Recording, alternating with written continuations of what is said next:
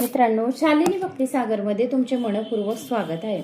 तर मित्रांनो, मागच्या व्हिडिओमध्ये आपण ऐकले की नारायणाच्या नावाच्या उच्चारणाची अजामिळला कशी सवय झाली होती आणि तो अतिशय पापी असून अतिशय कामी व्यक्ती आपले पूर्ण आयुष्य जगू शकत नसे।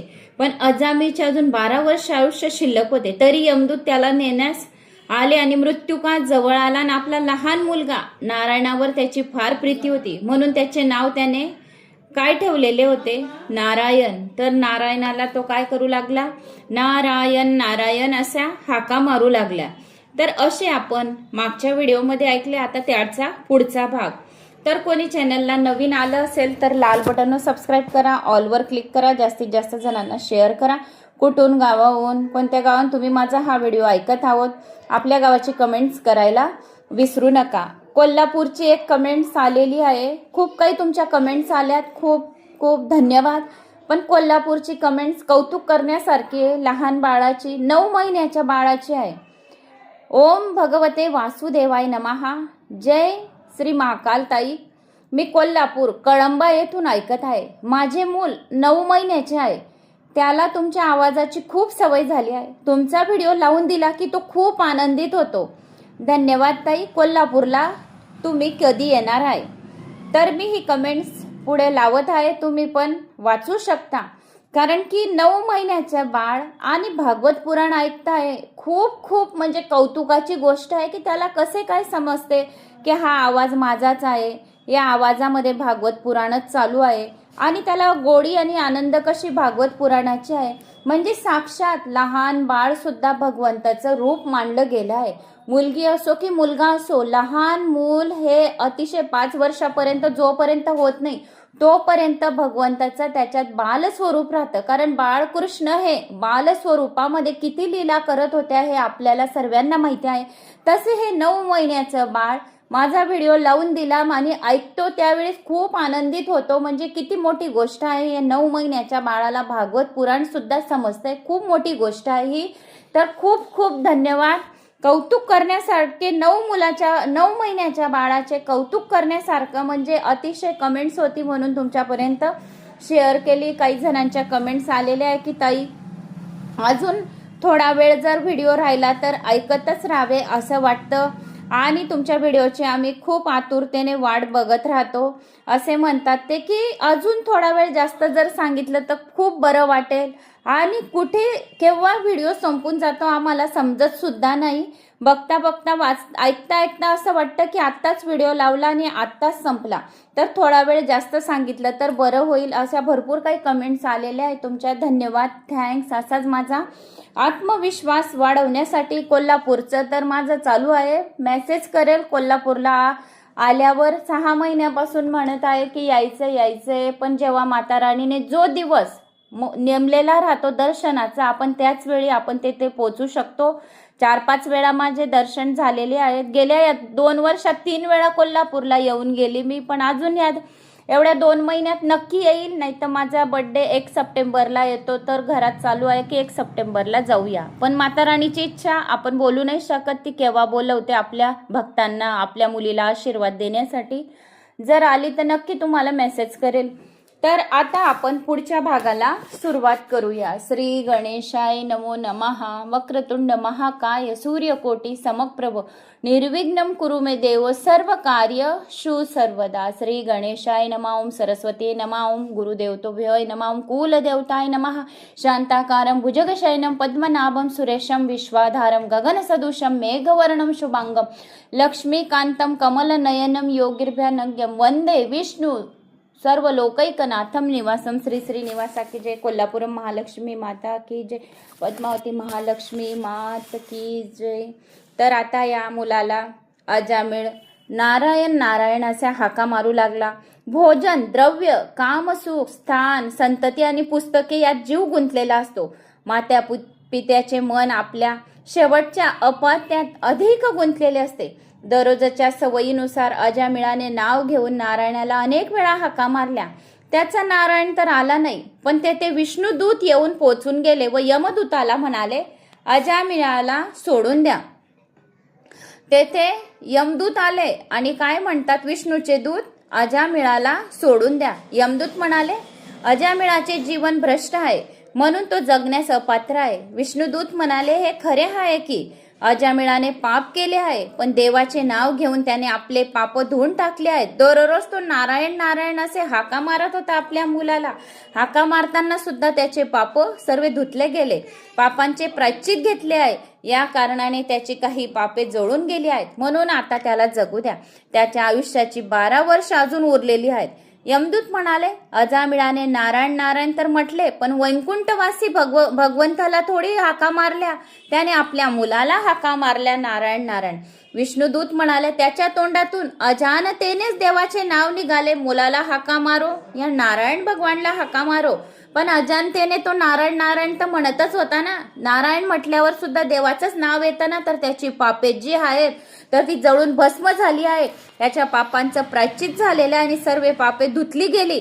ज्यावेळेस त्याचा मृत्यूचा समय आलेला आहे तर नारायण नारायण या हाका मारल्याने तो अधिक अजून 12 वर्ष जगणार आहे.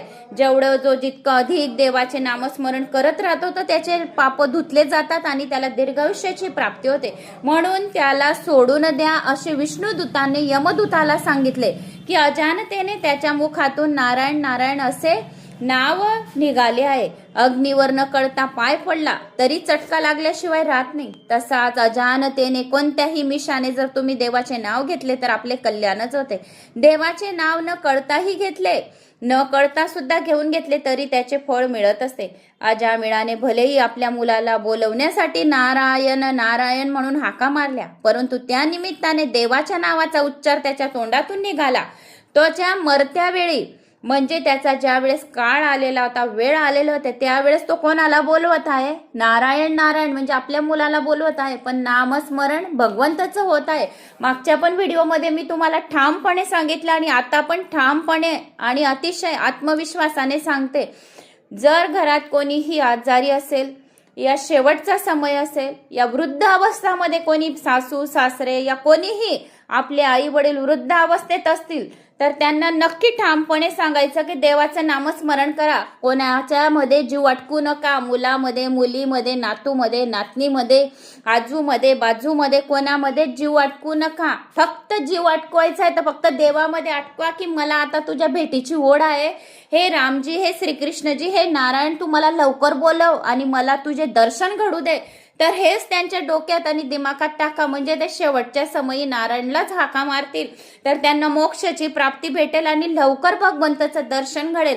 ज्याच्यात जीव अटकला तर त्याच्या पोटी येऊन त्याला जन्मच घ्यायचा आहे. मनुष्य जन्म घेऊन या जन्मामध्ये खूप दुःख आणि सहन आणि कष्ट भोगावे लागतात. मनुष्य जीवनमध्ये असं कोणी व्यक्ती एक पण नाहीये की मला दाखवून द्या की त्याच्या जीवनामध्ये कष्ट नाहीये. कष्ट प्रत्येकाच्या जीवनात आहे. फक्त जीवन जगता आलं पाहिजे आपल्याला. जीवन जर आपल्याला जगता आलं तर हे जीवन अतिशय खूप छान आहे, खूप निर्मल आहे आणि खूप अतिशय सुंदर आहे. या जगासारखे, विश्वासारखे जीवनच नाही आहे जर जगता आलं तर. आणि नाही जगता आलं तर खूप काटे आणि कष्ट आहेत या जीवनामध्ये. कारण की जे आपल्या जवळ आहे त्याच्यात संतुष्टी माना. सर्वात मोठी गोष्ट तर जीवन अतिशय जगता येईल. जर आपल्याला कोणी काही बोलतं उनदुन तर सहनशीलतेची सवय ठेवा, म्हणजे आपल्याला जीवन जगता येईल. असे बरेच काही उदाहरणं आहेत जीवन जगण्याचे, तरच हे जग सृष्टी अतिशय सुंदर वाटेल. नाहीतर या जीवनामध्ये खूप काठे आहेत. म्हणून शेवटच्या समयी नारायण नारायण, रामजी रामजी, कृष्णजी कृष्णजी असे हाका मारायला नक्की सांगा. त्याच्याने मोक्षाची प्राप्ती होईल.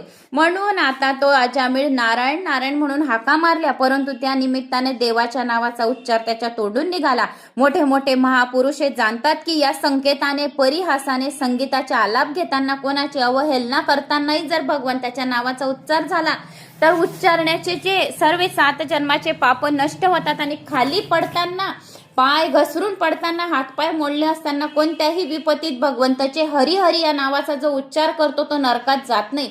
जर पाय तुटला, हातपाय तुटले, या काहीही झालं, या खूप काही कष्ट होत आहे आपल्या शरीराला, तर फक्त हरी हरी अशा नावाचा उच्चार करायचा, म्हणजे आपल्याला नरक यातना होणार नाही. या शेवटच्या समयी आपल्याला भगवंताच्या द्वारी जर जाण्याचा वेळ आला तर त्यावेळेस काय म्हणायचं आहे? हरी हरी. तर नरक यातना होणार नाही, नरकाचे द्वार बघावे लागणार नाही. पडले असता किती दुःखे झाले तरी हाय हाय न करता हरी हरी म्हणा. जर पडले आणि काही कंबर दुखतंय, पाय दुखतंय, खोकला आला, ताप आला, सर्दी झाली, काहीही झालं तर काय म्हणायचं? काय म्हणतात? Oh my, oh my. तर ओ माय करायचं नाहीये, हरी हरी करायचंय. हरी हरी म्हणा. चुलीवरचे दूध जेव्हा उतू जाते तेव्हा आमच्या माता काय म्हणता? हाय तोबा, अरे अरे म्हणत म्हणत असतात आणि हाय हाय म्हणता काय उपयोग. पण त्याऐवजी काय म्हणायचं? दूध उतू गेलं तर हरी हरी. काय म्हणायचंय? हरी हरी म्हणा. अजाणतेनेही हरी हरी म्हटल्याने अश्वमेध यज्ञाच्या फळाची पुण्याची प्राप्ती होते. नाहीतर अग्नीला कोण आहुती देतो? हाय नव्हे तर हरी म्हणा. असे करण्याने कळतही नाही, भगवंताचे नामस्मरणाचा जप पण होईल आणि अश्वमेध यज्ञाचे पुण्य पण होईल. वाल्मिक रामायणात लिहिले आहे की मृतामृताच्या मागे हाय हाय केल्याने मृतामृताला, म्हणजे जो मृत व्यक्ती आहे, जो मेलेला व्यक्ती आहे, मृतामृताच्या आत्म्याला कष्ट होतात. काय? हाय हाय म्हटल्याने काय होतात? कष्ट होतात. तर हरी हरी म्हणा. जर तुम्ही हाय हाय म्हटले तर दुःख होते. मरून जो मृत व्यक्ती आहे त्याच्या आत्म्याला जर शांती वाटायला पाहिजे तर त्याला काय म्हणायचे? हरी हरी. जर आपल्या अंगणातून, आजूबाजूतून, मोहल्ल्यातून, गलीतून जर कोणी मृत म्हणजे प्रेत गेले तर काय म्हणायचं आपल्याला? हरी हरी. म्हणजे त्याच्या आत्म्याला काय मिळते? शांती. आणि आपल्याला अश्वमेध यज्ञाची पुण्याची प्राप्ती होते. मृत अमृतास मिळत असते अश्वमेध यज्ञाचे पुण्य पण आणि आपल्याला पण मिळत असते. विष्णुदूतांनी तसेच अजामिळाला यमदूताच्या बंधनापासून मुक्त केले आणि त्याचा उद्धार केला की तुझे अजून 12 वर्ष जीवन बाकी आहे. अपमृत्यू टळू शकतो पण महामृत्यू टळू शकत नाही. अपमृत्यू जो आहे, जसा आता यमदूत पण तेथेच आले आणि विष्णुदूत पण तेथेच आले, तर हा काय झाला? अपघात टळाला, अपमृत्यू टळाला. आपण म्हणतो आपण मरता मरता वाचलो. खूप वेळा आपल्यावर खूप विपत्ती येते तर आपण काय म्हणतो? बाल बाल वाचलो. खूप काही भगवंताचा मला धन्यवाद करायचा आहे की मी बाल बाल वाचली. तर हा काय टळला? आपला अपमृत्यू. आपण काही पुण्य केले असेल तर तेव्हा लगेच लक्षात घ्यायचे की काहीतरी पुण्य आड आले आणि माझा हा अपमृत्यू टळाला. या आपल्या परिवाराचं कोणाचं रक्षण झालं, म्हणजे काही कर्म जे आहेत आपले चांगले तर ते आडे आली, पुण्य आडे आलं म्हणून आपल्याला हा अपमृत्यू टळाला. पण ज्या वेळेस महामृत्यू येतो तो टळू शकत नाही. आयुष्य काही शिल्लक असताना पापामुळे येणारा अपमृत्यू सत्कर्माने टळू जातो आणि चांगल्या पुण्याईमुळे टळून जातो. अजामिळाचा अपमृत्यू तसाच टळाला. अजामिळ अथरुणावर पडल्या पडल्या हे सर्व ऐकत होता. ते ऐकून त्याला फार पश्चाताप झाला. हृदयातून त्याने प्रायश्चित घेतल्या कारणाने त्याची सारे पापे जळून गेली. ज्याने काही पापे केलेली राहतात आणि त्याने जर पश्चाताप केलं तर त्याच्या पापांची त्याला सजा भोगावी लागत नाही. त्याचे काय होतं? पाप. जर तुम्ही प्रायश्चित दररोज जर भगवान शिवलिंगासमोर मंदिरात जात असणार, या घरी जर तुम्ही या रात्री झोपताना शांततेत जर तुमच्याने काही पाप झाले, या तुम्ही तो आपल्या मनाला माहिती राहतं की आपल्या हातून आज काय पाप केली, काय कर्म केली, कोणती कर्म आपण चांगली झाली. एक तर आत्मा तर गवा देतो, एवढं तर 100% गॅरंटीने सांगते मी. प्रत्येकाचा आत्मा गवा देतो की आज आपण काय केलं, नाही केलं. एका व्यक्तीला पण पोटभर जीव घातलं तर खूप झोप शांत लागते. भुकेल्याला जर तहान भागवली तर खूप झोप शांत येते. तर त्याच्याने सुद्धा आत्म्याला खूप संतुष्टी मिळते. कोणाला तरी काहीतरी दया करून बघा, त्याला खायला द्या, प्यायला द्या, या कोणाशी चांगला व्यवहार करा तर झोप खूप छान येते आणि आपले कर्म सुद्धा चांगले होतात. तसेच हा अजामिळ सर्व अथरुणामध्ये पडल्या पडल्या ऐकत होता आणि त्याला काय झाला? पश्चाताप झाला. तर तो आता पश्चातापाच्या प्रायश्चित करून भगवंताला सांगतो की माझ्या हातून खूप पापे झाली होती, त्याबद्दल मला क्षमा कर. तर त्याचा असं बोलण्याने सुद्धा पापे जळून भस्म होऊन गेली. जर आपल्याने काही पापे झाली तर त्या दिवशी अन्नग्रहण करू नये, जेवण करू नये, त्याचं प्रायश्चित करायचं. प्रायश्चित कसे करायचं की देवाजवळ जायचं आणि आपण जसे मी तुमच्याशी आता बोलत आहे तसे देवाजवळ बोलायचं की आज माझ्या हातून हे पाप घडलं तर या पापाचं मला प्रायश्चित भोगायचंय, तर मला क्षमा कर. आता माझ्याकडून असली पापे आता घडू नको देऊ, वाईट कर्म माझ्याकडे होऊ नको देऊ आणि वाईट कर्मापासून मला दूर ठेव, असं तुम्हाला भगवंताजवळ बोलायचं. इतकं बी बोलले तर तुमच्यात झालेल्या पापांचा नाश झाल्याशिवाय राहणार नाही. हृदयापासून पश्चाताप जर केला तर सर्व आपले जीवन बदलू शकते. आणि हृदयापासून पश्चाताप केल्याने तर अतिशय पापांचे जीवन बदलून जाते आणि सुधारते. याच जन्मात तो मुक्ती मिळवून घेतो. म्हणून कुणाही पापाचा तिरस्कार करू नका. पापाचा तिरस्कार मात्र अवश्य करा, पण हृदयापासून केलेल्या पश्चातापाने पापे जळून भस्म होतात. प्राचित चित्ताची शुद्धी करीत असते. त्यानंतर अजामिळ निरस अन्न खाऊ लागला. ज्याचे भोजन सरस असते त्याचे भजन निरस असते आणि ज्याचे भोजन निरस असते त्याचे भजन सरस असते. आयुष्य धन किंवा कुटुंबाकरता नाही, भगवान श्रीकृष्णासाठी आहे. अजामिळाची बुद्धी आता त्रिगुणात्मक प्रकृतीची झाली, पलीकडे गेलेली असून भगवंताच्या स्वरूपात स्थिर झाली होती. त्याला घेऊन जाण्यास विमान घेऊन पार्षद आले. अजामिळाला वाटत होते की मी इतका पापी असूनही मला सद्गती मिळाली. नामात निष्ठा ठेवण्याचे एक फळ होते. अजामिळाने नारायण नारायण नावाचा जप करून जीभ आणि जीवन पवित्र केले होते. जो कोणी कथा पुराण श्रवण करतो या वाचन करतो या कथा ऐकतो या कोणाला सांगतो तर त्याची जीभ अतिशय पवित्र होऊन जाते आणि त्याच्या वाणीवर सरस्वती माता विराजमान होते. जो कोणी पुराणांचं खूप काही श्रवण करून घेतो, कथांचं श्रवण करून घेतो, ओम नमः शिवाय या मंत्राचा जप करत राहतो, श्री शिवाय नमस्तुभ्यम या मंत्राचा जप करत राहतो, श्री स्वामी समर्थ या मंत्राचा जप करू शकतो, या कोणत्याही मंत्राचा जो जप करतो राम कृष्ण हरी, तर त्याची जीभ काय होते अतिशय पवित्र होऊन जाते. आणि जर कोणाचे जर काही कष्ट राहिले आणि जर तुम्ही बोलून दिले की तुझे आजपासून एक कष्ट तुझ्या जीवनात राहणार नाही, तुझ्या जीवनात खूप आनंद येईल, तर तुम्ही खूप पुराण कथा वाचले, श्रवण केले, कथा वाचले आहे, नामस्मरण भगवंताचं केलं आहे, तर ती पवित्र जीभेने जर आपण कोणाला चांगला आशीर्वाद दिला तर तो घडून जातो, कारण त्याची जीभ अतिशय पवित्र वाणीने झालेली राहते. म्हणून कोणालाही आशीर्वाद देताना निर्बल मनाने द्या, म्हणजे आपली वाणीवर सरस्वती माता विराजमान होते आणि त्याचे जीवन आयुष्य चांगले होते. पॉझिटिव्ह ऊर्जा बोला. जो जास्तीत जास्त कथा पुराण श्रवण करतो, वाचतो, कोणाला सांगतो, त्याची जीभ अतिशय पवित्र होऊन जाते आणि त्याच्या सर्व पापांचा नाश झालेला राहतो. जिभेला जर समजवले तर ती सुधरू शकते. जर आपल्या जिभेला जर आपण समजवले तर ती काय होते, सुधरू शकते. कोणाला बरे वाईट बोलू नाही शकत. जेवढे गप्प राहिले, जेवढे मौन राहिले तेवढे चांगले. जर तिने श्रीखंड मागितले तर तिला निंबाचा कडू रस द्या. ती व्यर्थ भाषण करते, निरर्थक बकबक करीत असते. भगवंताचे नाव तर ती घेतच नसते. जिभेला तर कडूचा निंबाचा रस जर पाजाल तर तिच्यावर रामाचे नाव बिंबले जाईल. काय जर कडू लिंबाचा रस आहे तर तुम्ही काय बोलणार, राम, कारण की तो खूप कडू आहे. तर कडू पितांना जर रामाचं नाव घेतलं गेलं तर ती जीभ काय होते, पवित्र होते. आणि श्रीखंड जर खात आहे आणि जिभेवर जर तुम्ही बोलले त्यावेळेस राम नाम येईल का, नाही, राम नाम येणार नाही. तुम्ही काय म्हणणार, अन्नपूर्णा माता खूप छान, अशीच मला भरभरून दे. पण रामाच्या नावात खूप पवित्रता आहे, खूप काही पापांचे नाश करण्याची क्षमता आहे. फक्त राम नाम, नुसतं आपण राम असं बोलत आहे, तुम्ही श्रवण करत आहे, तरी पण आपले पापे जळून भस्म होत आहे. तसेच अजामिळाने नारायण नारायणचा जप करून जीभ काय करून टाकली होती, अतिशय पवित्र. तर नारायण नारायण या मंत्राचा त्याच्या मुलाला हाका मारता मारता जीभ अतिशय पवित्र झाली होती.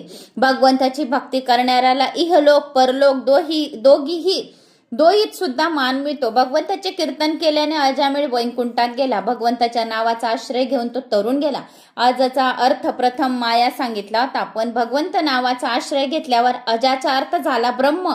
आणि आज अजा ब्रह्मात मिळाल्यामुळे ब्रह्मरूप झाला. आज जीव आणि शिव एक झाले. अजामिळ शब्दाचे दोन अर्थ होतात, मायेत फसलेला जीव आणि ब्रह्मरूप झालेला जीव. मायेचे वर्णन तर अनेक प्रकारे केले गेले आहे. श्रीमद आद्य शंकराचार्यांनी मायेची व्याख्या करताना म्हटले आहे की कांचन आणि कामनीत फसलेल्या व्यक्तीला मायेत फसलेला जाणा.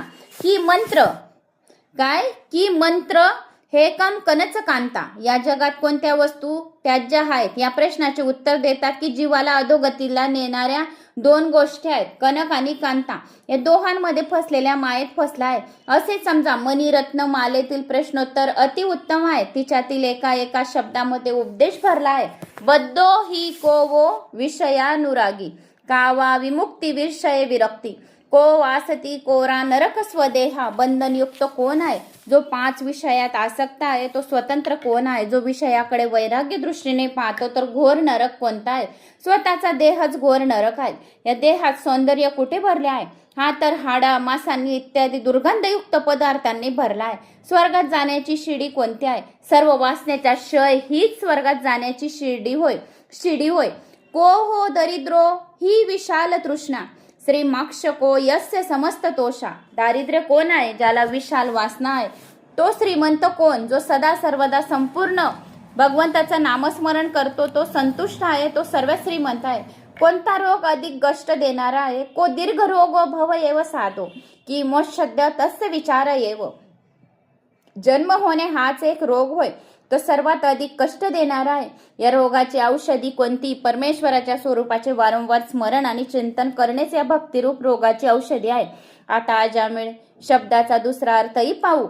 अज म्हणजे ईश्वर, ईश्वरात ब्रह्मात विलीन झालेला जीव अजामिळ होय. साधू होणे कठीण तर आहे, पण साधे जीवन जगण्याने साधू होणे शक्य होते. साधू होण्याची नव्हे तर सरळ व साधे जीवन जगण्याची जरुरी आहे. ज्याने रसांना जिंकले आहे त्याने जगही जिंकले आहे असे समजा. जिथे सर्व जितम रसे लौकिक सुखाचे प्रयत्न सफल झाले तर ती ईश्वर कृपा नाही असे समजा. लौकिक सुखाची इच्छा आणि प्रयत्न असफल होत गेले तर समजा की ईश्वराची कृपा झाली आहे. याचे कारण आहे की लौकिक सुखात फसलेली व्यक्ती ईश्वर भजन करू शकत नाही. अजामिळाचे जीवन सुधारले व शेवटी तो विमानात बसून वैकुंठाला गेला. अजामिळ तर गेलाच, पण जाता जाता तो जगाला उपदेश करून गेला की अतिशय पापी असला तरी त्याने निराश होऊ नये. पाप्याने असे कधीच समजू नये की नाम जपासाठी अवश्य पावित्र्य त्याच्या जवळ नाही. मग राम नाम जपून कोणता फायदा होणार आहे? जर तो असा विचार करेल तर त्याची ही चूक आहे. कितीही पाप केलेले राहिले तरीही त्याने राम नामाचा, हरी हरी या नावाचा जप करावा आणि श्रीकृष्णाच्या नावाचा जप करावा, ओम नमः शिवाय या नावाचा जप करावा. असे जर जप केले तर त्याची जीभ काय होईल? पवित्र होईल. आणि प्रत्येक प्रकारच्या शुद्धीसाठी राम नामाचा जपच एक मात्र उपाय आहे. अति पापी असूनही जर तो प्रभूचा आश्रय घेत असेल तर त्याचा उद्धार होईल. पापाचे खरे प्रायश्चित घेतले तर पापे भस्म होतात. भगवंताच्या नाम जपाने पापे जळून जातात. हा महामंत्र राम नामाचा आहे. जर आपल्या गुरुकडून मिळाला तर अतिशय छान. तर मी सुद्धा माझ्या गुरु, माझे आई वडील, आई लहानपणी मी 3 वर्षाची होती त्यावेळेसच माझी आई शांत झाली. वडील आता 10 वर्ष झाले तर आता शांत झाले. आई आहे म्हणजे दुसरी आई आहे, पण तिने पण आम्हाला लालन पालन करून मोठे केले. आम्ही 2 बहिणी, 1 भाऊ आहेत. आम्ही 3 भावंड. ह्या आईला काही झाले नाही. आम्ही 3 भाऊ बहिणी. या आईनेच पालन केले. माझा भाऊ 2 महिन्याचा असताना माझी आई वारलेली आहे. तर ह्या आईनेच यशोदासारखे पालन केले. आमची ही आई पण खूप छान आहे. तिने आम्हाला एवढे चांगले संस्कार दिले. हीच आम्ही तिला आमची आई म्हणजे जिने पालन पोषण, जन्म देणाऱ्यापेक्षा ज्याने जो पालन पोषण करतो तो सर्वात मोठा राहतो. आजच्या जमान्यामध्ये आपली स्वतःची आई सुद्धा एवढे संस्कार देऊ शकत नाही, पण आमच्या या आईने आम्हाला एवढे चांगले संस्कार दिलेले. आज पहिल्यांदा 5 वर्षात मी तुम्हाला ही गोष्ट पहिल्यांदा ते ह्या इथे उदाहरण येत आहे म्हणून मी तुम्हाला ही गोष्ट माझीच सांगून दिली मी तुम्हाला. तर एवढे संस्कार दिले की जी स्वतःची आई सुद्धा देऊ शकत नाही. सर्व काही आम्हाला तिने शिकवले, लिखवले, लहानाचे मोठे केले. तर आजही आमचे वडील नाही, गावात ती एकटी राहते. माझा भाऊ सुरतकडे राहतो, मोठी बहीण नवसारीला गुजरातकडे, मी बुराणपूर शहापूर इकडे एमपी कडे आली. खूप 12-12 तासाचे आमचे डिस्टन्स आहे भाऊ बहिणीत येण्या जाणाऱ्याला बी, या जायला बी. आणि माझं माहेर पारोड्याचं आहे, तर आई पारोड्यालाच गावावर राहते. पण आजही आम्ही रोज तिला एक फोन करतो, कारण असं तिने आमचे खूप लालन पोषण करून आम्हाला चांगले संस्कार दिले आहे. तिला स्वतःचे झाले नाही, पण असं कधी आम्ही तिला असं महसूस होऊ दिलं नाही, वाटू नाही दिलं की आम्ही तुझेच मुलं आहे, तू आमचीच आई आहे. आजही तिला रोज एक फोन केल्याशिवाय मी झोपत नाही, कारण जन्मदेत्यापेक्षा जो पालन करता राहतो तो सर्वात मोठा राहतो. म्हणून माझी आई आज बी आम्हाला काय म्हणते, आम्ही देवाच्या दारी जाऊ, पुराण हातात आहे. तर आमची आई म्हणते आम्हाला, ही आई की म्हणे मी देवाच्या दारी जाईल तर हे सांगेल देवाला, हे तर माझे सवतीची मुलं होते, पण म्हणे ह्या माझ्या पोटी येऊ हे आम्हाला 3 मुलं, तर हे तू मला माझ्या पोटामध्ये, माझ्या गर्भाच्या वासनामधून तू हे आम्हाला 3 मुलं दे, माझे मुलं एवढे चांगले, अशी देवाला प्रार्थना करते आज पण. तर सर्व काही समोरच्यावर, आपल्यावर सर्व काही डिपेंड राहतं की कसे वागायचे, कसे करायचे. तर हे जगामध्ये आईचे महत्त्व सर्वात जास्त दिले गेलेले आहे. तर जर कोणी कितीही कसंही जर राहिले तर आपण व्यवस्थित वागले, समोरचं बी व्यवस्थित वागले, याच्याने सुद्धा आपले जीवन तरून जाते. तिने एवढे संस्कार दिले, लहानाचे मोठे केले आम्हाला. लहानपणापासून मला तर आठवतच नाही, 2.5-3 वर्षाची होती मी, तर मला आठवतच नाही माझी आई कशी होती, काय होती. म्हणजे त्या टायमाला 1980च्या शतकमध्ये फोटो वगैरे काहीच नव्हते. 80च्या शतकमध्ये कसा फोटो, काय ब्लॅक अँड व्हाईट फोटो होते. आता हे मोबाईल निघाले की आपण एवढे फोटो वगैरे काढू शकतो.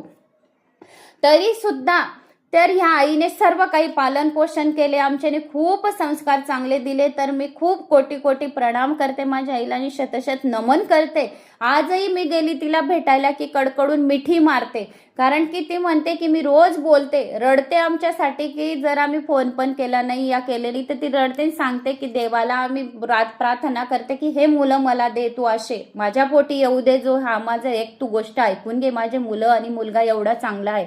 भावाचं सुद्धा लग्न आज झालेलं आहे माझं, त्याला पण मुलगी 5 वर्षाची. मोठ्या बहिणीचे तर दोघांचे मुला मुलगीचे लग्न होऊन गेले. आज माझ्या दोघांचे मुलांचे बाकी, मुलगी शिकत आहे सर्जनचे, तिचे 2 वर्ष बाकी आहे. मुलगा 24 वर्षाचा आहे. जवळजवळच लग्न दोघांचे येतील.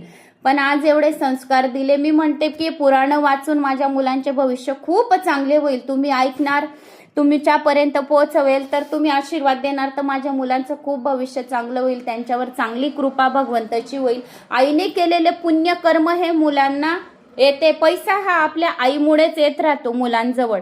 म्हणून आपण चांगले संस्कार आपल्या मुलांवर जर टाकले तर तितकी चांगली प्रगती आपल्या मुलांची होऊन जाते. जर 2 शब्द कोणी बोलले तर खाली मान घालून ऐकल्याने काही होत नाही, काही नाही होत. पण एक समोरच्याची आपण रिस्पेक्ट करतो, समोरच्याला बी असं वाटतं की अरे आपण हिला किती बोलून घेतलं तरी नाही, एक शब्द उत्तर दिलं नाही, समोरच्याच्या मनात रिस्पेक्ट होते, जागा होते. काय होतं, तोंडे तोंड येऊन न बोलून काही फायदा नाही होत. नमून राहावे, नमे सो भारी भरे. जो जेवढं नमून राहतो तेवढं भारी भरतो. सून इकडे माझं एवढं मोठं खटलं आहे, म्हणजे मोठ्या घराण्यात आलेली. माझे सासू सासरे हे 6 भाऊ, 6 भावांमध्ये 13 मुलं, 13मध्ये मी सर्वात मोठी. माझे 12 दीर दिराणी वगैरे काकाबाबांचे की आम्ही 150 लोक आहेत पुरे फॅमिलीमध्ये. आता माझ्या हल्ली सासऱ्यांची तब्येत खराब आहे. आजच्या टाइममध्ये, आजच सांगते, 8 दिवस झाले. पुरे कमरेपासून खालीपर्यंत पाय उचलावत नव्हते. पॅरेलिसचे अटॅक सारखे त्यांना होते. 10 वर्षापासून दवाई चालू आहे. 84ची एज आहे. पण मी बिफोर रेकॉर्डिंग करून घेते. एकाच दिवशी जर बसली तर 2-2.5 तास रेकॉर्डिंगा पुऱ्या करून घेते. 20 मिनिटं, 25 मिनिटं, 30 मिनिटाची. मग केव्हा कमेंट्स करायला लेट का होते. मी आता ही कमेंट जी तुम्हाला आज सांगितली 3 दिवसापासून आली, पण मी बिफोर 3 दिवसाच्या रेकॉर्डिंगा करून ठेवल्या होत्या, कारण की एवढे पाहुणे चालू आहे बघणे की मला वेळच नाही मिळत. आता आज बसली तर लगातार 2-3 दिवसाच्या करून घेईल, कारण की जर म्हणजे पाहुण्यांना पण टाइम दिले जाते. घरी सासू सासऱ्यांची पण सेवा, कोणी आलं गेलं, पावनचार आवनचार सर्वांचं बघणं. मोठी फॅमिलीमुळे केव्हाच कोण किती 1-2 तास बसतं, आपण असं काही बोलू शकत नाही. त्यांची प्रेम भावना आहे म्हणून आपल्या घरी येतात. तर अशा प्रकारे माझे फॅमिली आणि आईकडचा असा थोडासा 2-3 मिनिटं तुम्हाला इंट्रो दिला. कारण का की भगवंताचं नामस्मरण करायला, कोणत्याही गोष्टीचं नामस्मरण करायला जप, काळ, वेळ कोणतेही बंधन राहत नाही. पण संस्कार चांगले पाहिजे फक्त, बस. तर पवित्र आपल्या जिभेला जर पवित्र करेल तर कोणता शब्द करेल? राम नाम. राम नाम हा एवढा पवित्र करतो आपल्या शब्दांना की त्याची गणना करणे अगणित माप आहे. आणि राम नामाचा उच्चार हा एकमात्र उपाय आपल्या सर्व पापांचा नाश करण्यासाठी आहे.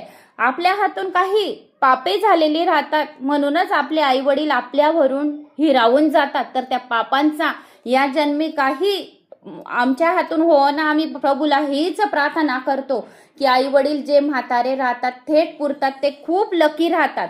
आता माझे मिस्टर खूप लकी आहेत की त्यांचे वडील 84ची एज आहे, आईची 76-77ची वय आहे. तर ज्यांना आई वडील आहेत ते खूप खूप भाग्यवान समजावे, त्यांची खूप सेवा करावी. आई वडिलांची सेवा केल्याने नरक यातना आपल्याला होत नाही आणि भगवान शिवाचा आपल्यावर आशीर्वाद प्राप्त होतो. म्हणून जेवढं होऊ शकेल तेवढे सासू सासऱ्यांची सेवा करा, आई वडिलांची सेवा करा. तर अशा प्रकारे आजच्या व्हिडिओत प्रभू श्रीरामाच्या नावाचे किती महत्व याच्यात सांगितले गेले. आणि नारायण नारायण या नावाचा हाका मारल्याने सुद्धा अपमृत्यू टळला अजामिळाचा. तर पापांचे जर खरे प्रायश्चित जर घेतले तर आपण फक्त राम नाम स्मरण केले तरी पापे जळून भस्म होतात. भगवंताच्या नावाच्या जपानेच पापे जळून जातात. हा महामंत्र सांगितला गेलेला आहे या भागवत पुराणामध्ये. श्री कृष्ण गोविंद हरे मुरारी, हे नाथ नारायण वासुदेव. या मंत्राचा अर्थ लक्षात घेऊन जप करा. या मंत्राचा काय अर्थ घेऊन जप करा. श्री कृष्ण गोविंद हरे मुरारी, हे नाथ नारायण वासुदेवा. जो या मंत्राचा एक वेळा पुरी लाईन ऐकेल त्याला 10,000 अश्वमेध यज्ञ केल्याचे पुण्यफळाची प्राप्ती होईल. श्री कृष्ण, हे प्रभू, आपण सर्वांची मने आकृष्ट करून घेणारे आहोत, म्हणून आपण माझे मन आकर्षित करून घ्या. श्रीकृष्णाचा अर्थ काय आहे? हे प्रभू, आपण सर्वांची मने आकृष्ट करून घेणारे आहोत, म्हणून आपण माझेही मन आकर्षित करून घ्या. गोविंद, इंद्रियांचे रक्षक, हे भगवान, आपण माझी इंद्रिय आपणात लीन करून घ्या. हरे, हे दुःख हरण करून घ्या. ज्याचे मन भगवंतात लीन होते त्याचे सर्व दुःखे नाहीशी होतात. मुरारी, हे मूर राक्षसाला मारणाऱ्या देवा, माझ्या मनात राहणाऱ्या काम क्रोधादी राक्षसांना मारून टाक. हे नाथ, आपण माझे स्वामी आहात, मी आपला सेवक आहे. नारायण, मी नर आहे व आपण नारायण आहात. वासुदेव, वसु म्हणजे प्राण, माझ्या प्राणाचे रक्षण करा. मी माझे मन आपल्या चरणाशी अर्पण केले आहे. प्राचीन ब्रही राजाला प्रचेता नावाचे 10 पुत्र झाले होते. त्यांना दक्ष नावाचा एक मुलगा झाला. प्रजापतीने दक्षांना हंसगुह नामक स्तोत्राने आदी नारायण भगवंताची आराधना केली, म्हणून त्याला हर्ष नावाच्या 10,000 मुली झाली. दक्षाने त्यांना प्रजा उत्पन्न करण्याची आज्ञा दिली, पण नारायण सरोवराच्या पाण्याला त्याचा स्पर्श झाल्यामुळे त्यांना परमहंस धर्माचे पालन करण्याची इच्छा झाली. तेथे त्यांना नारद भेटले.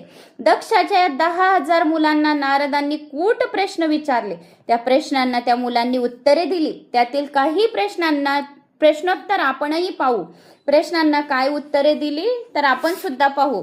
प्रश्न काय केला? असा कोणता देह आहे की जेथे एकच पुरुष आहेत?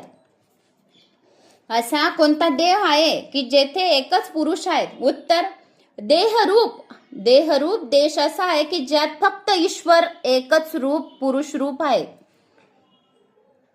असा कोणता देह आहे की त्याच्यात फक्त एकच पुरुष आहे? तर आपला हा आत्मा फक्त ईश्वर आहे. असा हा एकच पुरुष राहतो. त्याचं उत्तर असं आहे की या देहरूप देश असा आहे की ज्यात ईश्वर रूप एकच पुरुष राहत असतो. दुसरा प्रश्न असा आहे की अशी कोणती गुफा आहे की ज्यात प्रवेश तर केला जातो पण मात्र बाहेर निघता येत नाही? कोणती गुफा आहे की ज्यात प्रवेश झाला तर बाहेर निघता येत नाही? त्याचं उत्तर, प्रभूचे चरण. तेथून कोणी परत येत नाही. यदगत्वान निवृत्तन्ते. प्रभूचे चरण जर एक वेळा गुफामध्ये हृदयामध्ये प्रवेश केला तर ते बाहेर निघता येत नाही. अशी कोणती नदी आहे की जी परस्पर विरुद्ध दिशांमध्ये वाहते?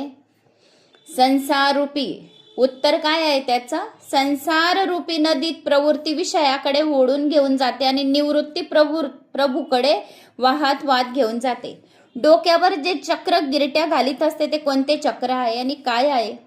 त्याचे उत्तर आहे, सर्वच जीवांच्या डोक्यावर काळरूपी चक्र गिरट्या घालीत आहे. सर्वांच्या डोक्यावर काळरूप चक्र घालत आहे.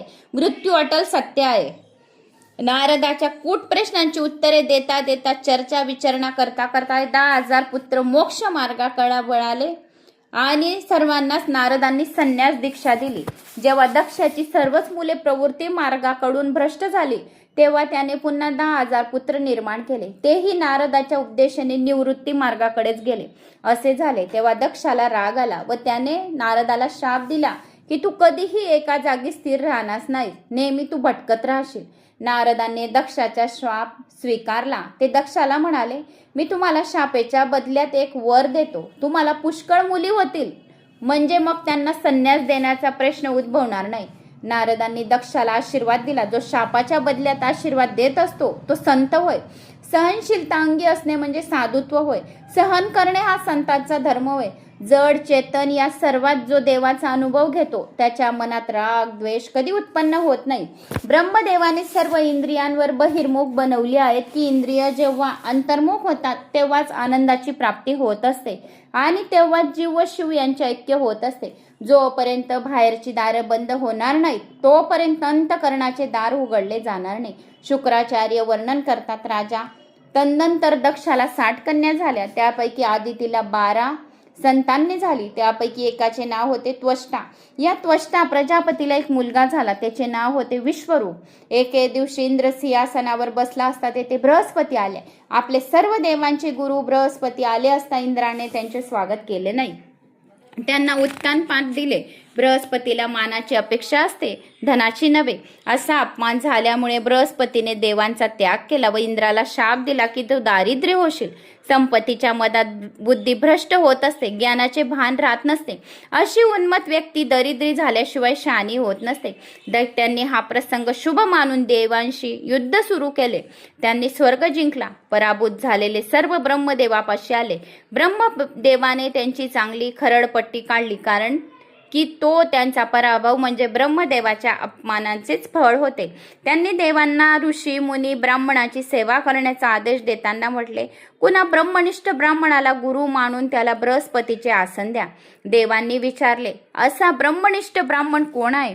ब्रह्मदेव म्हणाले, प्रजापती त्वष्ट्याचा पुत्र विश्वरूप ब्रह्मनिष्ठ ब्राह्मण आहे. विश्व म्हणजे जग, विश्व म्हणजे विष्णू भगवान. विश्वातील प्रत्येक पदार्थात जो विष्णूचे दर्शन घेतो तोच विश्वरूप होय.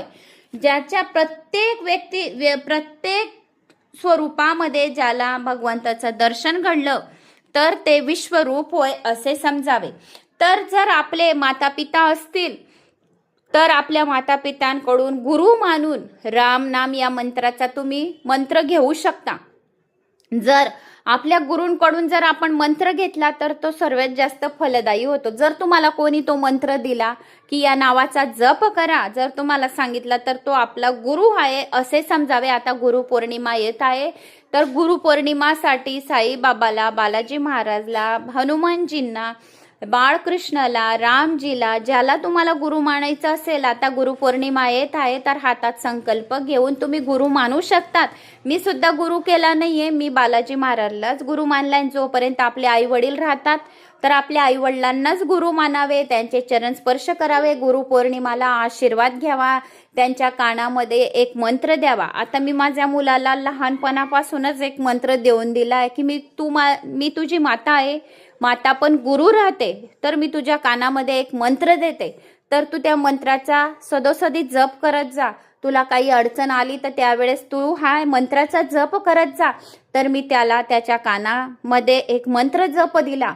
पिंपळाच्या झाडाखाली घेऊन गेली, त्याला दिवा लावला आणि त्याच्या कानामध्ये ओम नमो भगवते वासुदेवाय नमा हा मंत्र सांगितला माझ्या मुलाला की हे आयुष, तू हा मंत्र आजपासून जप करत जा. जेव्हा जेव्हा तुला काही संकटकालीन वाटले, अडचण आली या काही तुझे कामं होत नाही आहे, तर माता एक गुरु राहतं, पिता एक गुरु राहतं. तर आपल्या मुलांना तुम्ही गुरुपौर्णिमेच्या दिवशी हा एक मंत्र देऊ शकता. तर गुरुचा दिलेला मंत्र सर्वात जास्त फलदायी होतो आणि तो आपल्याला वेळोवेळी आठवण करतो. गुरुला आठवण करणे आणि त्या मंत्राचा आठवण करणे म्हणजे आपल्या कामामध्ये कार्यसिद्धी करून घेणे.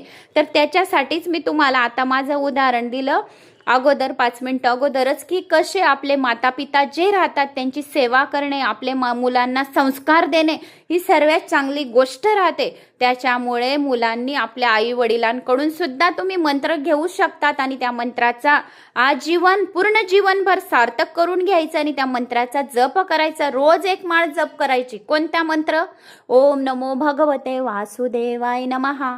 जर तुमच्या मुलांना तुम्हाला प्रभू श्रीरामाचा द्यायचा असेल तर श्रीराम असं कानामध्ये बोला, घरात बोला, घरात देव मंदिराजवळ बोला, हातात संकल्प घ्या की आजपासून माझ्या मुलाला मी हा मंत्र देत आहे. जर कुठे तीर्थस्थानावर जर कोणाला गुरु मानायचं असेल तर तुम्ही तिथं सुद्धा गुरु मानू शकता. खूप जण काही जे मोठे मोठे गुरुजी आहेत तर त्यांना ते गुरु आपले मानत असतात. तर अशा प्रकारे सुद्धा तुम्ही आपला गुरु मानू शकतात. तर आपल्या आई वडिलांनी आपल्या मुलांना असे संस्कार आणि मंत्र देऊन द्या म्हणजे त्यांना आतापासूनच सवय होईल. आता आपण गुरु कोणाला केलेले नाही आहेत, तर आपण आपल्या आई वडिलांना माना. मी बालाजी महाराजांना मानून घेतलं आहे, तर बालाजी महाराज माझे गुरु आहेत. तर मी त्यांच्या श्री हरी या नावाचा मंत्राचा जप करत राहील, राम नामाचा मंत्राचा जप करत राहील. कारण प्रभू श्री रामाच्या या नारायणाच्या बालाजी महाराजचे 10 अवतार आहेत. कोणत्याही एका नावाचा आपण जप करत राहिले तरी पण त्यांच्यापर्यंत पोहोचून जाईल. तर अशा प्रकारे गुरुपौर्णिमाला आपल्या मुलांना तुम्ही असा मंत्र देऊ शकतात आणि आपल्या मुलांची प्रगती करू शकतात. तर मला अशी आशा आहे की तुम्हाला आजचा व्हिडिओ आवडला असेल. आवडल्यास लाईक, शेअर, सबस्क्राईब नक्की करा. आणि अजामिळाने कोणत्या नावाचा मंत्राचा जप केला होता कमेंट्स बॉक्समध्ये लिहून नक्की सांगा, म्हणजे त्याला 12 वर्ष आयुष्य भेटले. कोणत्या नावाचा मंत्र केला कमेंट्समध्ये करून सांगा. आपल्या गावाचं नाव सांगा. जय श्री महाकाल. ओम नमो भगवते वा